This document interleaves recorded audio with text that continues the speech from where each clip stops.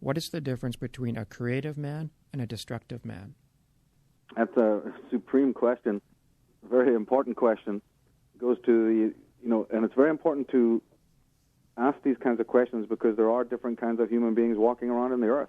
And, again, as I was saying, using our reason to not only be able to monitor ourselves, but to, be able to judge other people is very, very important. In the New Age movement, there's this whole cult of thou shall not judge, and all of this malarkey, and I'm very, very much against that. I believe that judgment and criticalness are aspects of the reason, and that we're living in an age, that is very, very down on things that, we need to be using every single day. I mean, we use them every day at the counter. We use them every day when we're doing normal things, when you're going to buy something. And yet, when it comes to the most critical moments of our life, when we're just about to make these critical emotional accordings, we suddenly throw them out the door and believe that, just accept what people, the mask that they play. And we hurt ourselves by doing that. We actually violate our own judgment. We violate our own intuition when we do this. So there is a need to observe the differences in people and to sharpen the attributes of the reason. Otherwise, we're going to be wide open to attack. But getting specifically to your question, it really boils down to Arno Gruen is a psychologist that I think summed it up perfectly, in which he talked about the difference between the outer-directed and the inner-directed person. This is a psychologist called Arno Gruen, and he's sort of a Freudian who wrote on the betrayal of the self, and he wrote about how it has come that man has basically become a robot, an automaton, a person who just follows the handrails that are provided by the system, by the society, and goes along and performs these roles. And what the psychologists are saying, the Freudians and the post-Freudians are saying, is that, look, most people that you see are actually, George, not even human in the fully sense of the word. They're deeply sick, deeply ill people who will end up on a psychiatrist's bench if they can afford it, or on medication if they can't. We're dealing with a culture of people who have lost their soul. Yeah. And Jung also talked about this, Carl Jung. And the psychosis of the pathology is rooted in this ubiquitous extroversion that you see in the world. So you take the extrovert person. That person is not going to look deranged or psychopathic because they may apparently be creative. It's like people in music. They can be drug fiends. They can be womanizers. They can be the most debauched of people, but they can get on stage and play great music. Yeah. So to all intents and purposes, they appear to be quite normal, and even people might envy those kind of people. So, but they're outer-directed. Outer-directed means that you're waiting for the world to turn you on. You are absolutely empty within, but you are a good mimic, and you're a brilliant performer. So most people that you see around the world, they don't actually have a soul at all, because there's a fundamental rule that people need to understand. And what we're talking about, they can go to my website, Psychic Vampirism, and they can read that quote that you started the show with, and they can get into this a little bit more if they want to. And on the blog, if they go to michaeltsarion.com, they'll be able to go through the blog and read up on this so they can get a handle on what we're talking about. But fundamentally, psychologists have understood that the soul is not something that you're born with. The soul is something that you yourself create as you live with this thing we call experience. That's what it is. That's what experience is for. The theater is time and space. And your will, your energy, your passion creates that which is meaning in your life. But my God, how threatening that is to the man of ego or the man who's been mistrained from the time that he's born. Yeah. He has no intention of giving meaning to his own life. He's waiting for George Bush to give him meaning. He's waiting for the media to do it. He's waiting for the neighbor to do it and the lover to do it. In fact, he's hot after a wife, so he can get joined at the hip and have those children and get into that whole world, because he himself is empty, and he's saying, "Fill me, people." Now he'll use the word love every 5 minutes if you give him a chance, and he'll use the word patriotism and individuality and independence because they're performing. They know all the right sounds, all the right cues and affectations, but those people are fundamentally empty, and they're saying to other people, "You fill me up," making slaves of their wives and husbands, slaves of their children, slaves of their animals, and slaves of everybody they meet at work, and so on and so forth.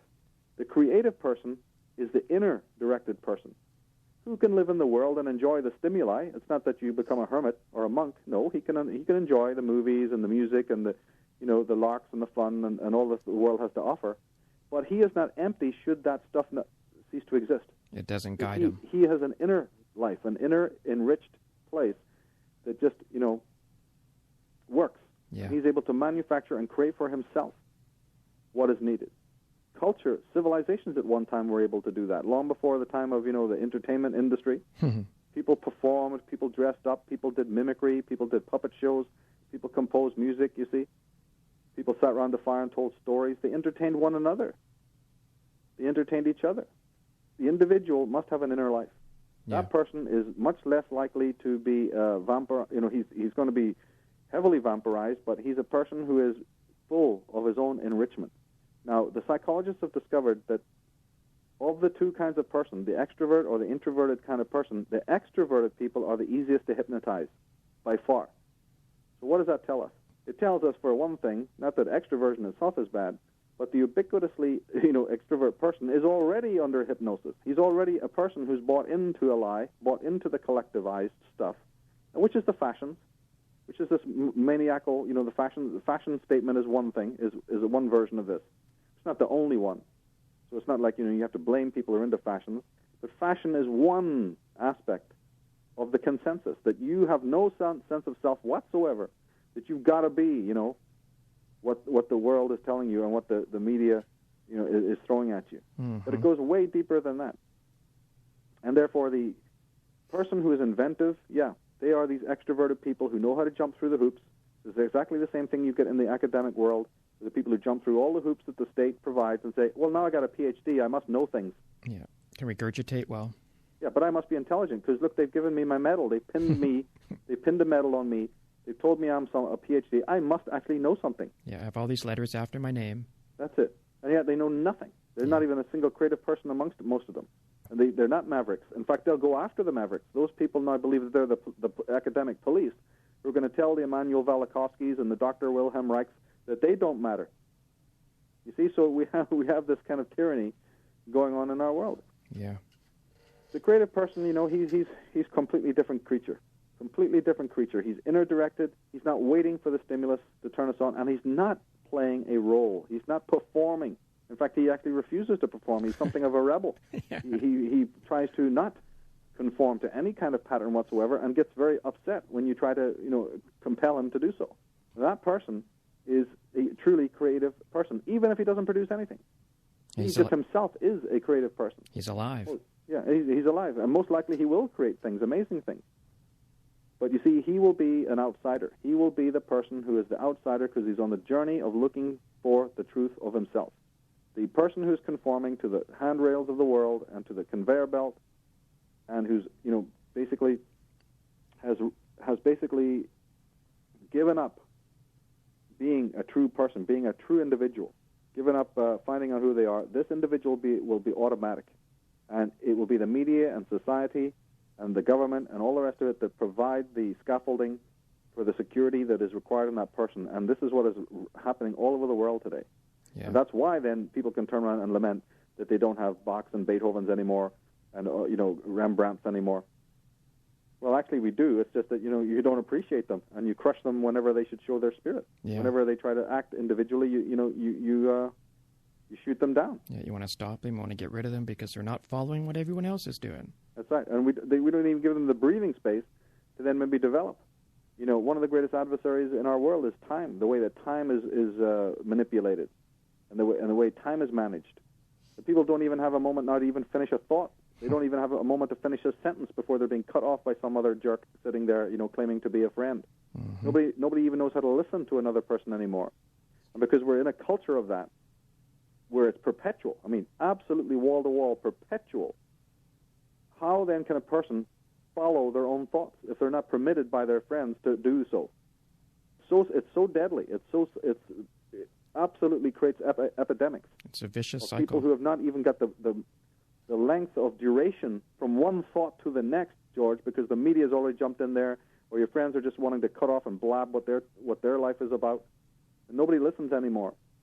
And I found that if you observe this, people don't even have the luxury anymore of even finishing a thought. What can you do with a culture who who thinks that the time between two thoughts is too long?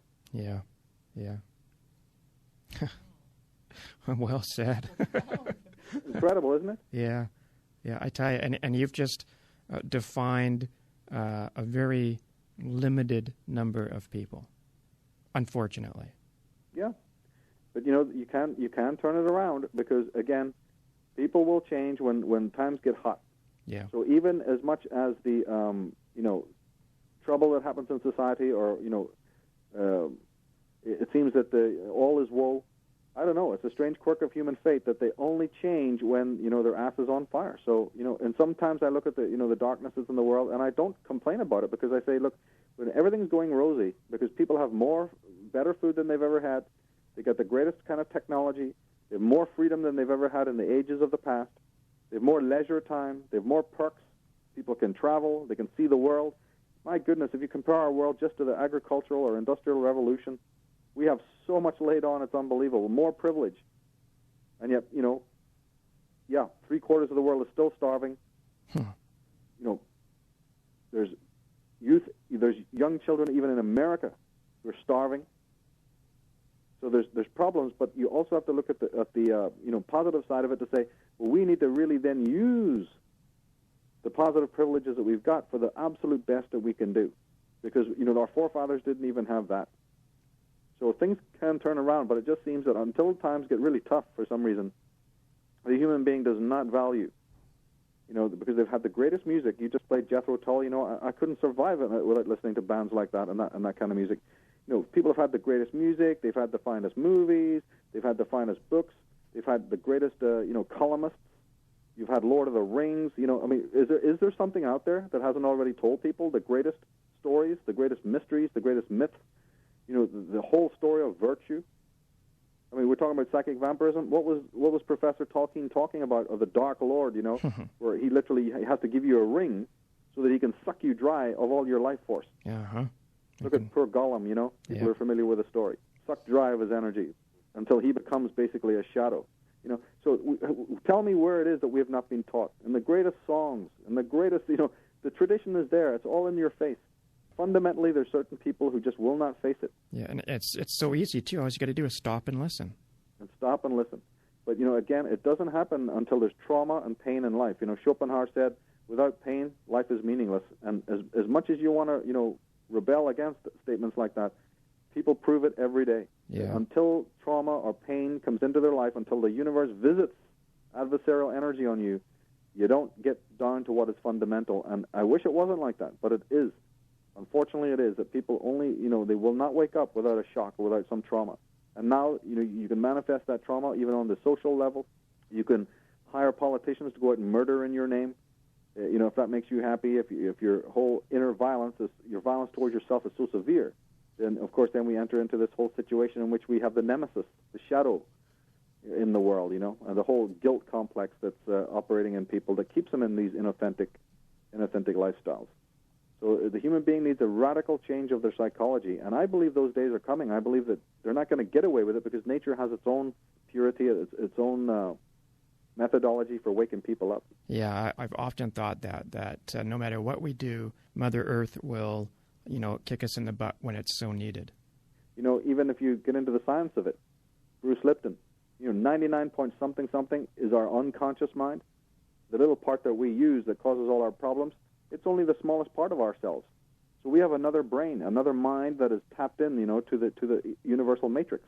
And despite our own conscious, egoistic, violating life, there is something else within us that is connected to the truth and desires balance and is screaming in pain because the conscious mind is not aligning with the truth and is not being virtuous. Well, there's a whole part of ourselves that's in disaffection because of that. Human beings need to get off the medication, stop escaping, stop running to the fashions and all of this stuff, and face themselves within and say that I'm going to put down all of these roles and this nonsense of the performance, because that is not helping me. It's condemning me to further agony, and it's condemning the world. So, to hell with all of these addictions and this medication, which, of course, also then helps these leviathans, these monopolies, stay in existence. People need to start turning to face themselves, because if they don't, we might be in the end of the civilizations that people think have been created.